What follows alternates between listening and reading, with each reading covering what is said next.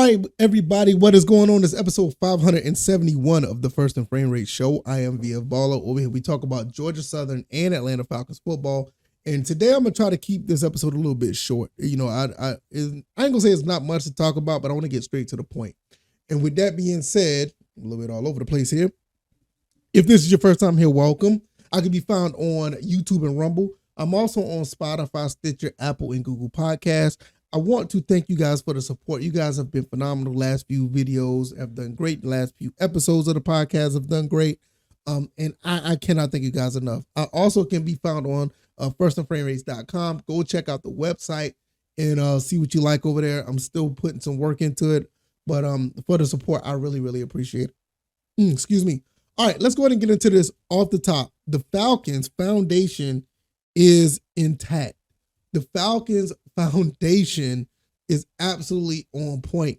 They have a really good nucleus.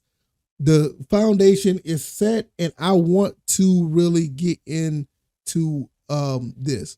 You have the question mark. I will say that definitely. I'm not going to sit here and act like I'm a homer. I want to see him do great things. I want to see him succeed. I want to see what he can do. But Desmond Ridder is the question mark. But I want to see what he can do.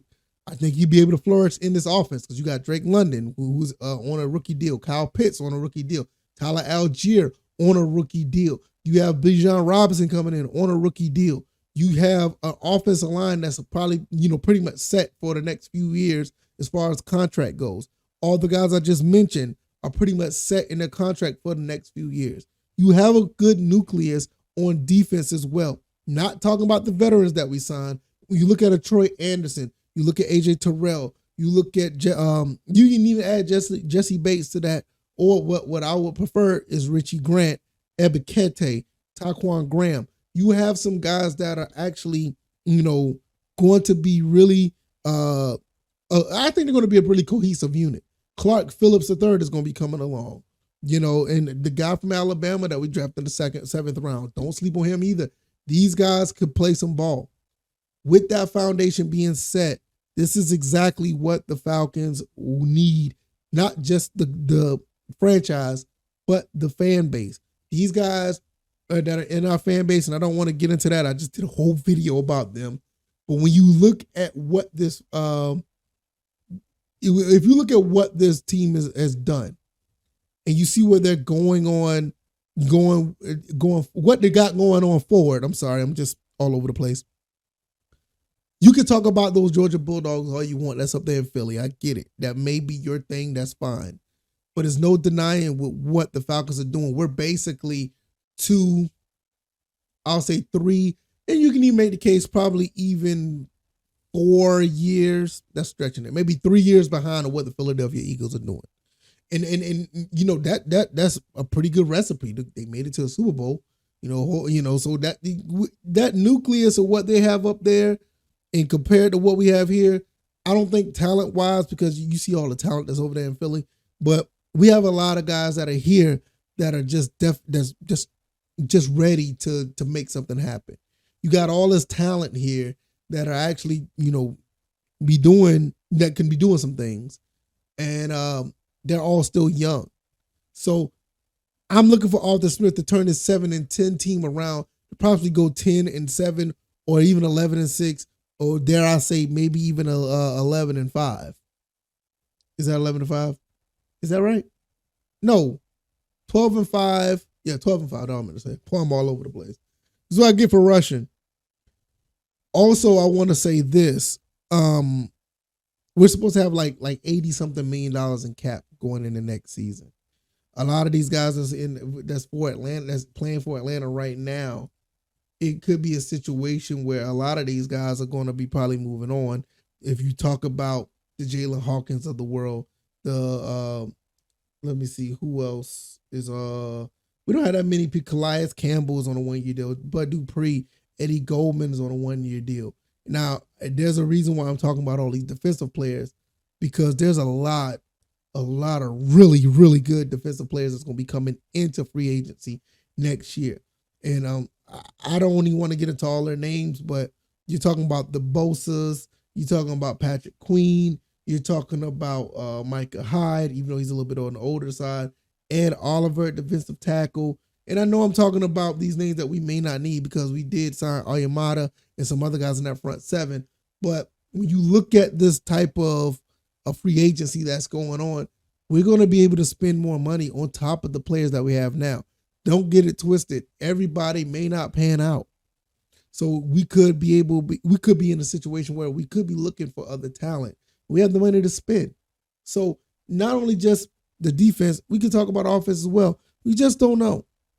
You still got the Jonnu Smiths of the world. You still got I want you guys to understand we have a very good situation here in Atlanta. Very good situation. And I want people to really know that this is just the beginning. Year 3 of Arthur Smith and Terry Fontenot plan is basically year 1. You see what we had to deal with the first 2 years and the whole situation with the salary cap, Matt Ryan, Julio Jones, the Calvin Ridley situation, which we could get a second round pick out of that situation, which that would be phenomenal. And, you got so many things, the Deion Joneses of the world, all the things that happened within the first 2 years, we got up from under that. And now we're looking at a situation where we have $80 million in cap space going into next year, possibly. You have all of this stuff going on with these rookies or these younger players. You got some of these free agents that's probably going to end up being an anchor that the free agents that signed with Atlanta that could be an anchor for this team for the next 3, 4, 5 years. This is where I say the next 3 or 4 years, we're right behind some of these elite teams. If not, we could be elite this year. It's not that far-fetched. You look at the rest of this division, the Panthers may be a threat because they have a good defense. I don't see the Bucs doing anything against us, and I damn sure don't see the Saints doing anything. I just don't see it. You look at the Falcons, all the moves they made. I think we're clearly the front runners of the NFC South. Now, let's just say, for instance, this is the luxury we have. Let's just say that Desmond Ridder don't pan out. Say if we give him the reins of being QB1 and it just don't pan out. What do we do on that point? Do we go for another quarterback? Do we bring a veteran in? What do we do? But the fact that he's on a rookie deal, we have the luxury to actually go and find somebody else. Maybe we go get a Caleb Williams. Maybe we do something like that. We just don't know. But we just have to understand that all options are on the table. Win, lose, or draw. And I want people to understand that there's a possibility that we could win. Or if we win the division and go into the playoffs, all bets are off at that point. We could really get some things going if we get in the playoffs.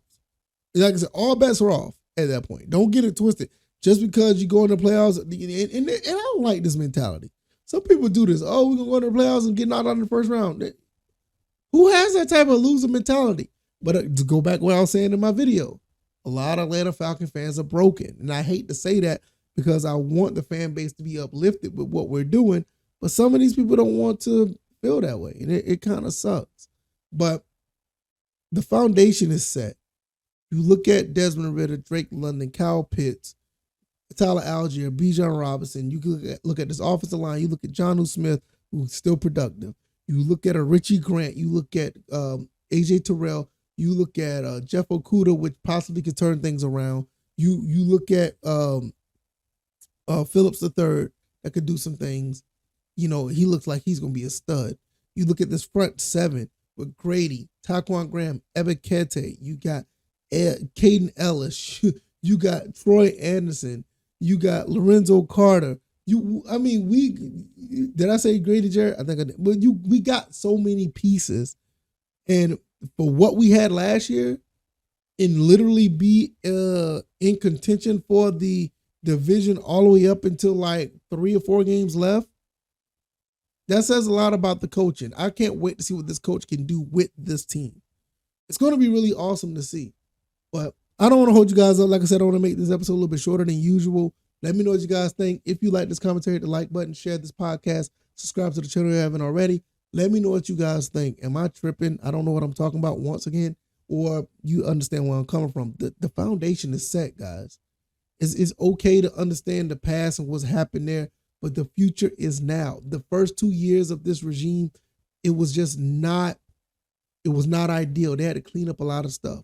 They cleaned it up. They got the players that they want, and we have the potential to do something really good. I want you guys to just sit back and just think about that for a second. You know, it's a real possibility. You know, you may not want to admit it, but it's a real possibility.